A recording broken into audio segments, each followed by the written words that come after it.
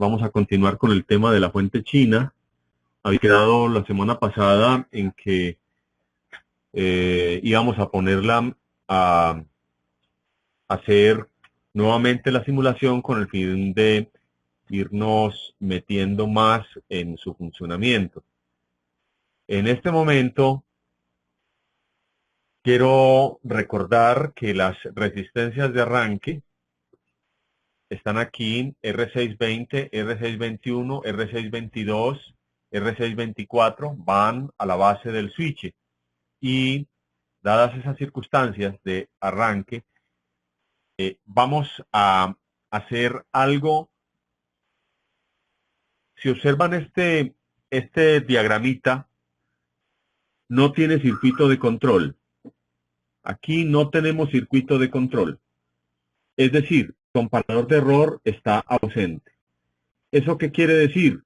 Que vamos a lanzar, a trabajar la fuente sin ese control para observar solamente el circuito oscilador. Incluso no tenemos el optoacople, ni el segundo transistor, que es manejado directamente por el optoacople. Voy a poner aquí el dibujo de la fuente. Ya recordamos cuando estábamos acá. No tenemos entonces este circuito que es el comparador de error. Tenemos solamente el switch, el transistor driver. Hemos suprimido el transistor B611, que es el que está directamente manejado por el optoacople. Y vamos a ver la fuente con el circuito oscilador solo, cómo se maneja. ¿Para qué este proceso? Es para determinar cuáles son los elementos esenciales para que haya oscilación. Uno en la fuente ve demasiados componentes y casi nunca termina dándose cuenta del oficio particular de cada uno de ellos, en qué labor está.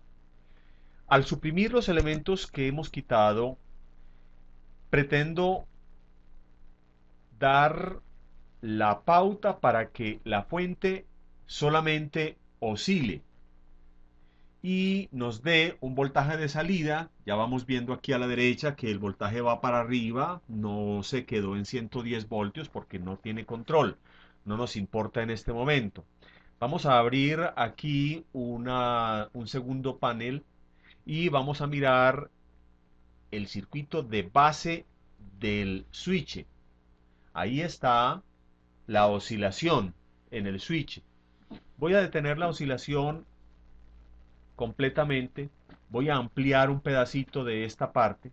Ya aquí vamos viendo, aquí ya mucho más ampliamente, la parte de la onda que excita al MOSFET. Yo voy a acercar un poquito acá el MOSFET. Muy bien. Entonces, este transistor switch V613 está oscilando.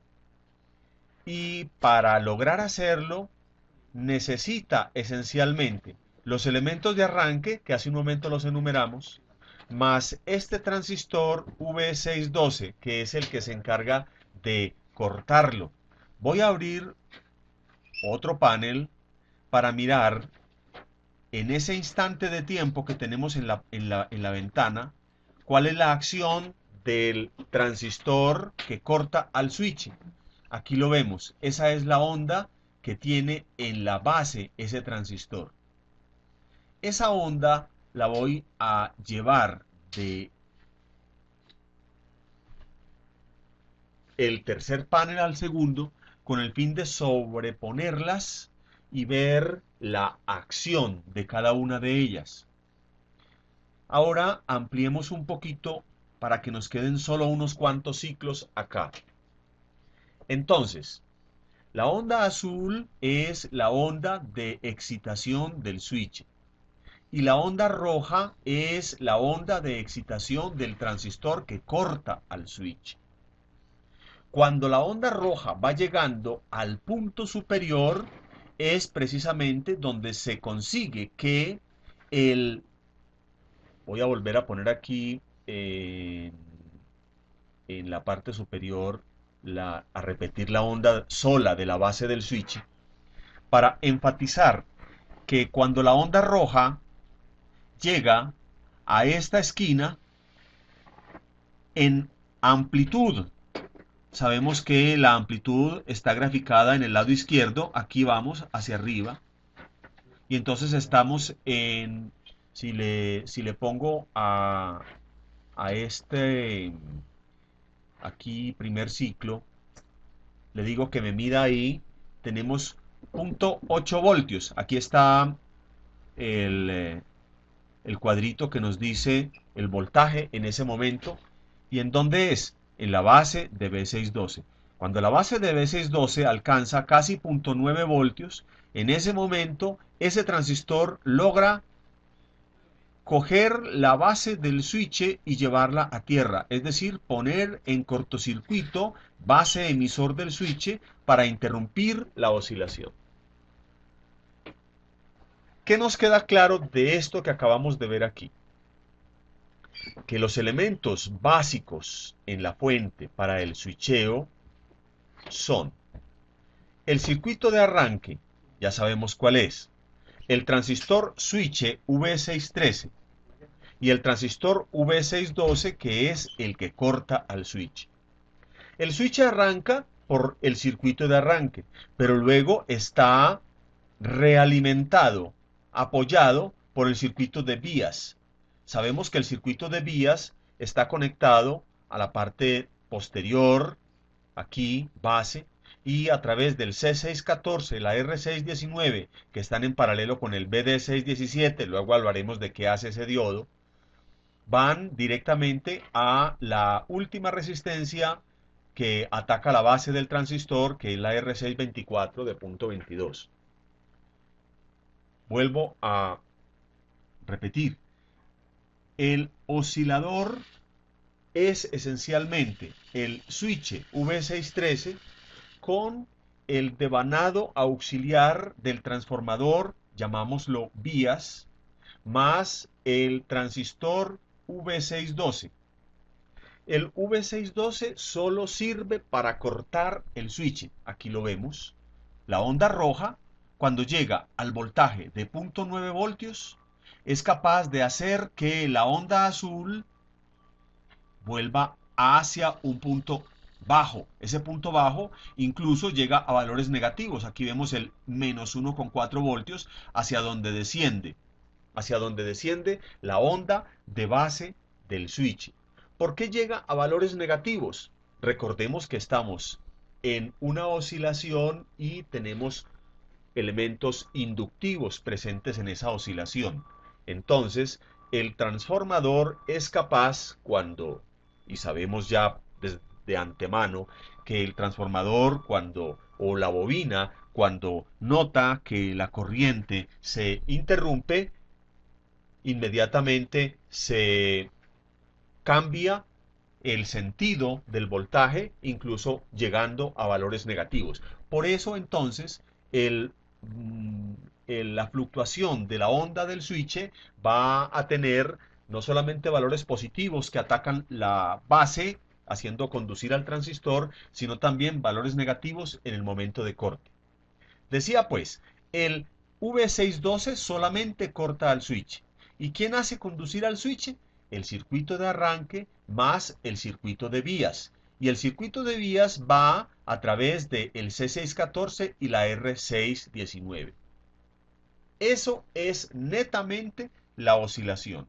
Con esa oscilación es suficiente para inducir en secundarios la suficiente energía, no solamente para tener 110 voltios, aquí nos dice 110 voltios, porque tomamos ese voltaje, pero realmente el estado de los 110 voltios en este momento ya los he cliqueado aquí para que nos diga y son 298.2 voltios. ¿Por qué? Sencillamente porque no tenemos control, solamente tenemos oscilación en la fuente. El circuito de control, entonces, ¿qué hace en la fuente? El circuito de control lo que va a hacer con la fuente es a decirle al switch en cada ciclo que corte antes, que corte antes. Cuando nosotros hacemos voy a darle aquí a esta onda de la base del switch, el doble, las dos elementos que nos fijan las coordenadas, para mirar la frecuencia a la que está esta, voy a ponerla aquí entera. Muy bien. El tiempo de aquí, de la izquierda, 1 al 2, ahí está el numerito 2, nos dice la duración completa de un ciclo. Ese ciclo nos va a decir, aquí nos lo convierte en frecuencia, 24.2 kilohercios, porque ese ciclo dura 41.2 microsegundos. La frecuencia se consigue dividiendo 1 por el valor del ciclo. Esos 24 kilohercios significan que la fuente está oscilando a una muy baja frecuencia. Cuando la frecuencia baja, el tiempo de encendido, es decir, el tiempo en que el transistor, vamos a señalarlo aquí más bien en la parte superior, el transistor está conduciendo durante la etapa superior del pulso de la base del switch. Aquí está nombrado base del switch. El switch conduce durante este tiempo. Si este tiempo es largo, el transistor va a conducir y a generar más energía la bobina. Significa, estamos almacenando más energía. Retomo entonces. ¿Qué sucede cuando nosotros tenemos el circuito de control adherido? Cuando tenemos el circuito de control puesto, él no va a dejar que este ciclo dure tanto, sino que nos va a cortar al transistor antes, digamos aquí. Cada ciclo lo va a disminuir en una cantidad de tiempo necesaria.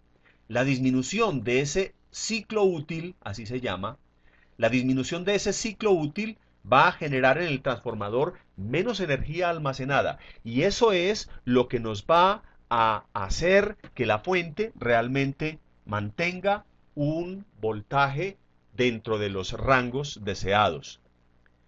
Miremos y tomemos en cuenta la frecuencia. Voy a apuntar esta frecuencia. Mírenla aquí en la parte inferior. 24.2. Para no anotar los demás decimales. 24.2 kilohercios. Lo voy a anotar para que lo tengamos pendiente. Lo voy a anotar por aquí. Frecuencia sin control igual 24.2 kilohercios. Muy bien, dejemos ese dato ahí y vamos a confirmar lo que estamos diciendo. Voy a minimizar este circuito y este que es el diagrama que nos ha dado esa oscilación. Ahora vamos a tomar, aquí tenemos la fuente completa. Sabemos que la fuente completa incluye el optoacople, que es el mensajero, el circuito comparador de error, que es el que define en qué momento vamos a anticipar el corte del switch. Y a la parte izquierda, el mensajero le entrega al transistor V611 y el V611 le dice al V612, que es el transistor driver. Le va a decir, corte al switch un poco antes. Entonces, eso es lo que voy a hacer en este momento. Voy a poner a trabajar esta fuente ahora con el circuito de control y vamos a ver que la oscilación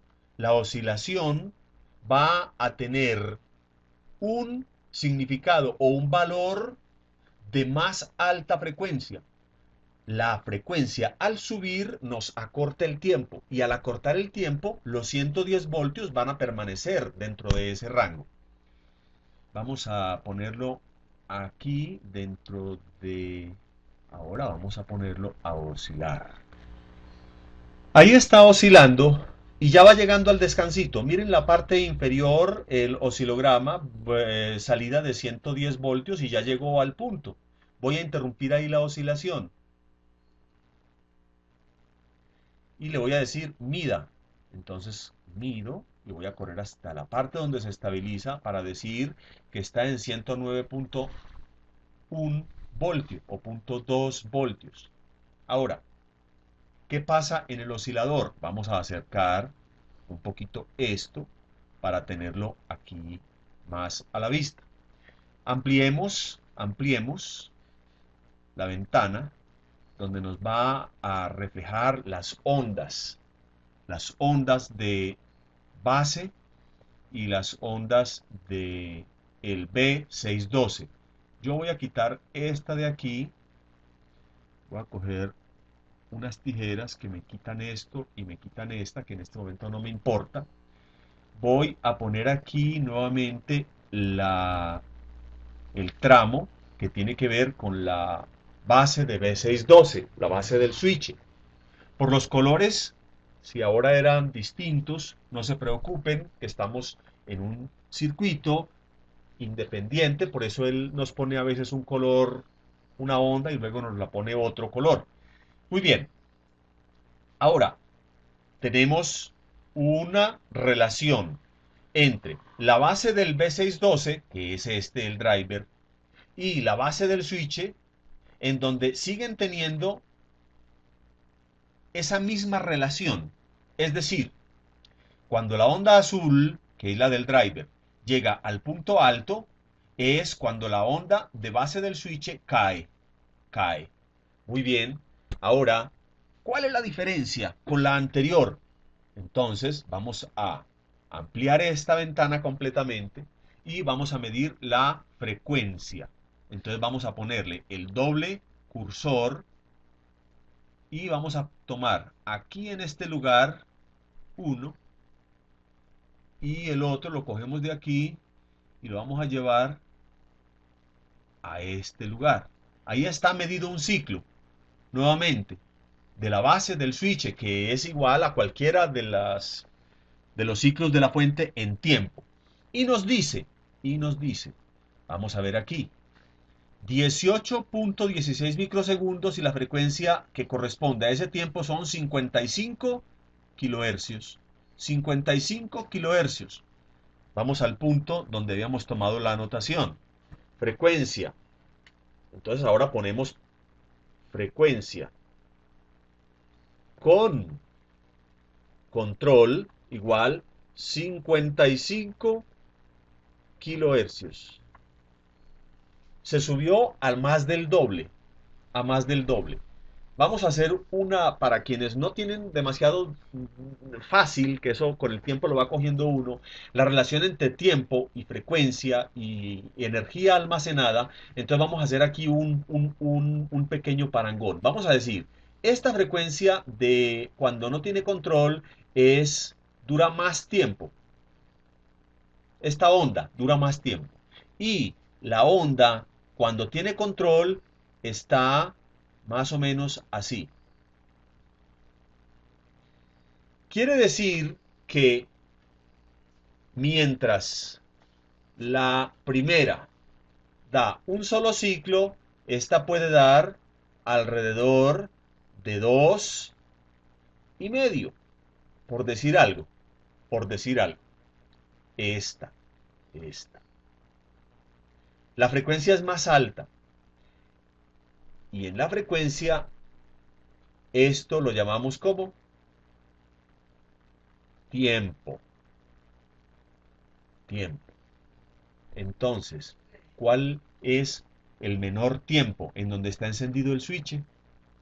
Este es menor tiempo. Si hay menor tiempo, hay menos energía almacenada en el transformador.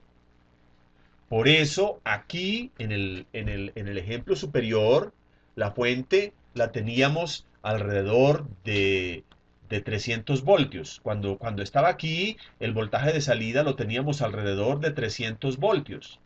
En cambio, aquí, esta reducción de tiempo nos dice la fuente está en 110 voltios y es que el circuito de control, el circuito de control es el que ha hecho esa diferencia. Obliga a que el switch se corte anticipadamente en cada ciclo con el fin de almacenar menos energía. ¿Quién dicta? ¿Quién dicta ese parámetro? Ustedes y yo ya lo sabemos. El circuito comparador de error. El circuito comparador de error. Es decir, este señor. Este señor. El circuito comparador de error. Vean ustedes qué maravilla. Cómo se enlaza todo de una manera lógica. Que la mayoría de las veces no tenemos o el tiempo o los recursos o el interés necesario para explorar hasta comprenderlo de una manera real, cierta, y por eso nos quedamos nosotros generalmente en la superficie de ese conocimiento y entonces conocemos detalles solo, pero no realmente a fondo la manera como se interrelacionan los diferentes componentes de la fuente. Recalcar sobraría la importancia del circuito de control, porque él incide en la frecuencia. Si bien el circuito oscilador se basta solo con el circuito vías del transformador, el switch y el driver, esa frecuencia de oscilación necesita ser acompasada por los otros elementos que intervienen en ella y son el circuito de control, su mensajero y el transistor que amplifica esa señal que viene del comparador de error y es el transistor V611. Ese transistor V611 se acopla a la base del driver y el driver finalmente es el que termina anticipando en cada ciclo el apagado del switch. Bueno, hasta ahí. ¿Tienen alguna inquietud? Bueno, mientras se les ocurren preguntitas, me refiero a una que había hecho, no sé si hoy está, no he fijado. Ah, sí, precisamente. Lo que había dicho Gildardo, iba a decir lo que había dicho Gildardo la semana pasada. Gildardo había preguntado, no sé si será hoy mismo, vamos a leer qué es lo que está diciendo Gildardo. ¿Dónde estamos aquí? Eh, Muy interesante ver la reacción de las formas de onda ante los cambios. Bueno, listo. Está bien esa observación. Y la semana pasada habías preguntado, Gildardo, que muy interesante sería conocer los voltajes en cada transistor. Y a ese respecto hay algo muy curioso que decir. ¿Han visto ustedes alguna vez una fuente de estas que traiga voltajes en los transistores? Yo no lo he visto y creo que ustedes tampoco. ¿Y por qué será? ¿Será que es que los que hacen esas fuentes son muy egoístas y no nos quieren decir para que nosotros compremos fuentes nuevas y no seamos capaces de repararlas? No. Es que como estamos ante circuitos osciladores, los elementos que nosotros usamos para medir el tester, desde el tester de 10.000, yo no sé si todavía habrá tester de 10.000, desde el tester más baratico hasta el fluke de última generación, todos tienen un punto en común y es ser capaces de medir, si se trata de corriente directa, un valor de corriente directa que todos lo van a medir esencialmente bien, desde el más barato hasta el más caro. Y en corriente alterna, todos, especialmente los baratos, solamente tienen una obligación: medir la alterna de frecuencia de 50 o 60 ciclos, es decir, la alterna que tenemos en la red donde conectamos el televisor. Y cualquier onda a través de un transformador de núcleo de hierro que nos dé 12 voltios o nos dé 24 voltios alternos, esos tester, el más baratico y el más caro, nos van a dar una medida en la que todos están de acuerdo. Pero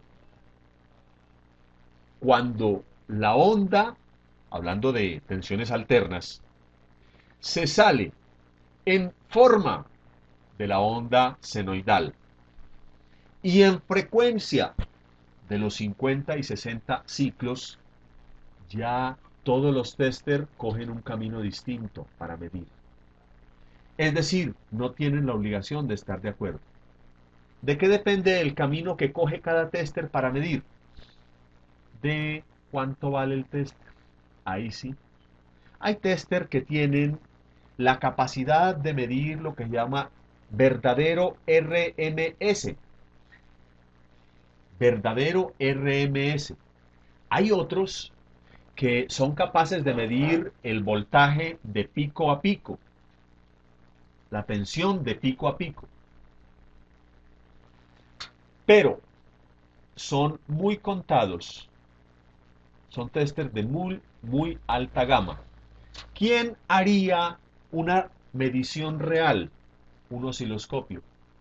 Generalmente, aun cuando tengamos osciloscopio, y pocos disponemos de esa muy buena herramienta, generalmente no lo estamos usando.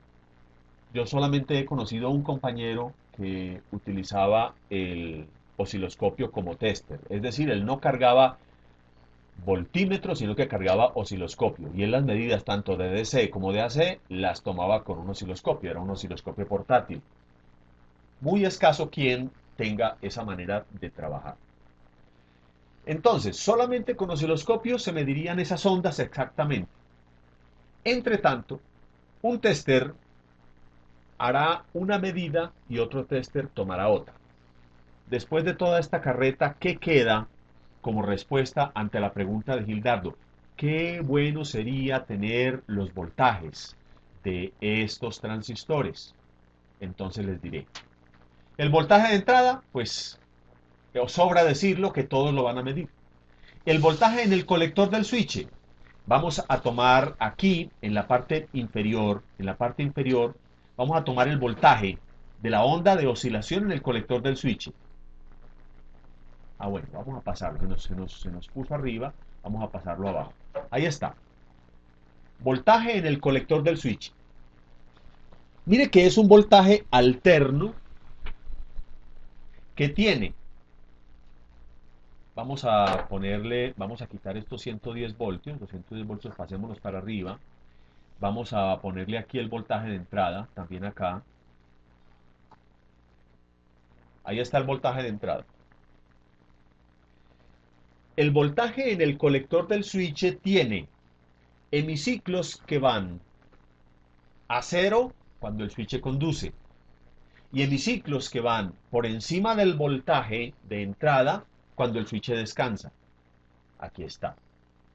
Vamos a ampliarlo. Vamos a ampliarlo.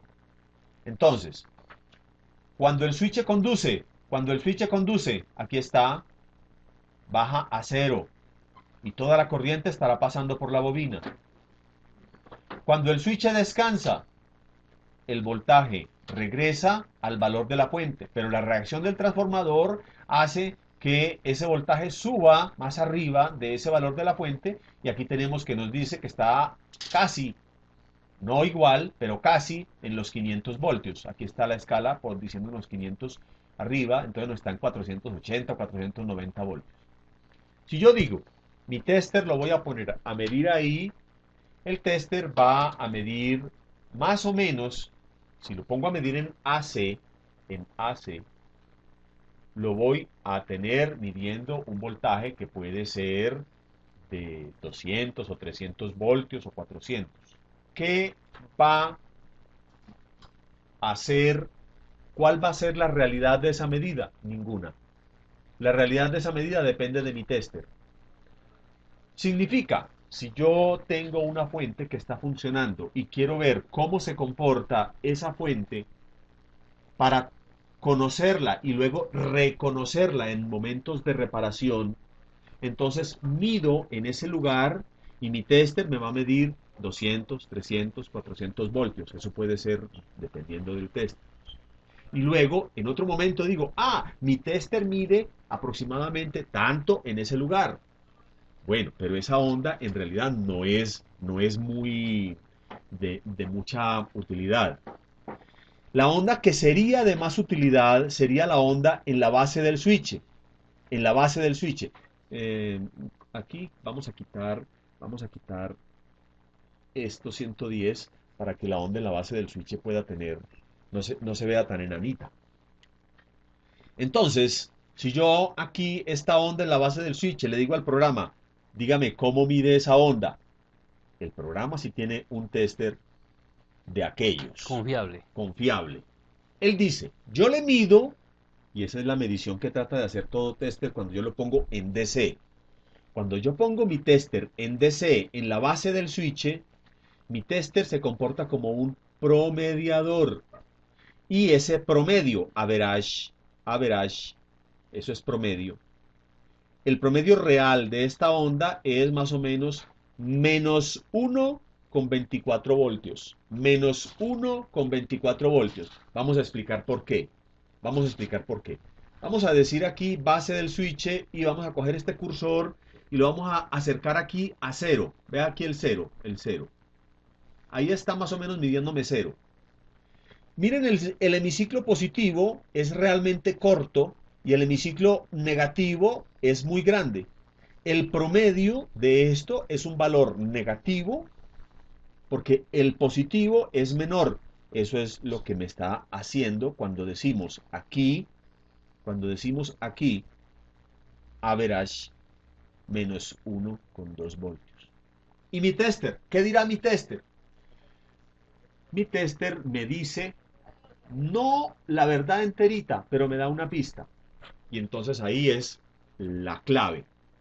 Cuando yo voy a medir la onda en la base del switch en una fuente oscilada y lo mido en DC, voy a medir un voltaje generalmente negativo. Negativo. El tester me dirá menos 0,5, menos 0,3, menos 1 voltio.